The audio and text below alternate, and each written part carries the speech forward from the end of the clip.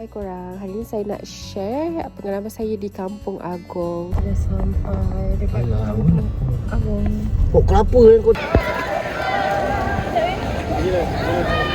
Dekat sini banyak sangat spot yang cantik dan menarik untuk korang bergambar bersama keluarga. Lagi satu, ia berlatarkan belakang Gunung Jerai. Dekat sini pun ada mini zoo. Dekat mini zoo tu banyak haiwan seperti ayam, kambing, burung, kuda, kerbau. Korang boleh bagi mereka makan.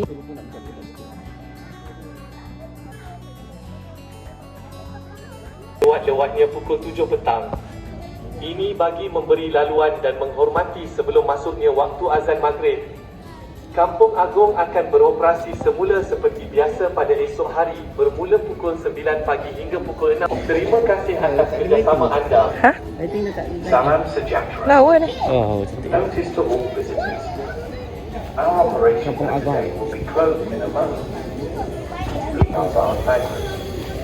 Camp Agago will resume operation tomorrow from 9 a.m.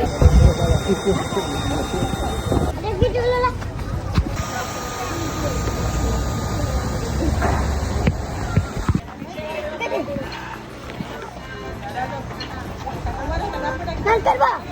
Nangkat eh? Ayam mendadak.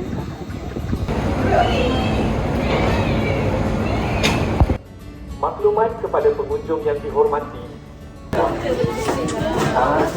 Okey, itu saja daripada saya. Bye-bye. Jumpa lagi. Thank you for your cooperation.